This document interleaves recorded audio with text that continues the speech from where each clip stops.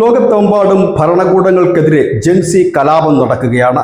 നേപ്പാളിലും ശ്രീലങ്കയിലും ബംഗ്ലാദേശിലുമൊക്കെ നാം കണ്ട കലാപം യൂറോപ്പിന്റെ പല രാജ്യങ്ങളിലേക്കും പടർന്നു പിടിച്ചപ്പോൾ അതിൽ നിന്നും സുരക്ഷിതമാകുമെന്ന് കരുതിയ അമേരിക്കയിലും ഇപ്പോൾ അതിനുള്ള നീക്കം നടക്കുന്നു എന്നുള്ളതാണ് ഏറ്റവും പ്രധാനപ്പെട്ട ഒരു വാർത്ത. കഴിഞ്ഞ ദിവസം വാഷിംഗ്ടൺ DC-യിൽ ഒരു പടുകൂറ്റൻ റാലി നടക്കുകയുണ്ടായി. റിമൂവൽ കൊയിലേഷൻ എന്ന് പറയുന്ന ഒരു പ്രസ്ഥാനത്തിന് കീഴിൽ റിമൂവൽ ദി റെജീം എന്ന് പറയുന്ന ഒരു മൂവ്മെന്റിന്റെ പ്രക്ഷോഭമായിരുന്നു നടന്നത്. ട്രംപിനെ അധികാരത്തിൽ നിന്നും നീക്കം ചെയ്യുക, അതായത് ഇംപീച്ച് ചെയ്യുക, പുറത്താക്കുക എന്ന മുദ്രാവാക്യം മുഴക്കിക്കൊണ്ടായിരുന്നു ആയിരങ്ങൾ തെരുവിൽ അണിനിരുന്നത്.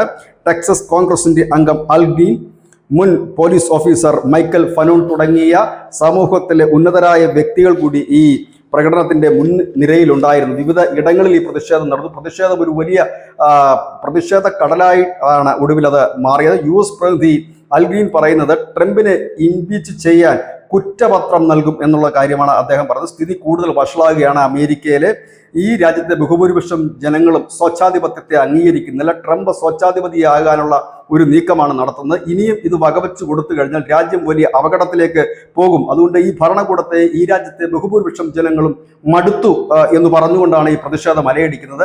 ഇതിനു മുമ്പ് ഒരു പ്രതിഷേധ പ്രകടനങ്ങൾ ആഴ്ചകൾക്ക് മുമ്പ് നടന്നിരുന്നു. ഇപ്പോൾ രണ്ടാം ഘട്ടത്തിലുള്ള പ്രതിഷേധമാണ് നടക്കുന്നത്. ഏതായാലും ട്രംപിനെതിരെ അവിടെ വിവിധ രാഷ്ട്രീയ പാർട്ടികൾ തന്നെ പ്രതിഷേധം ഉയർത്തുന്ന ശബ്ദം നമ്മൾ മുൻപ് കേട്ടിരുന്നെങ്കിൽ ഇപ്പോൾ ഇത്തരത്തിലുള്ള സംഘടനകൾ ഒരു പൊതു ബാനർ ഉയർത്തിക്കൊണ്ട് തെരുവിലിറങ്ങുന്ന കാഴ്ചയാണ് ഇപ്പോൾ കാണാൻ കഴിയുന്നത്.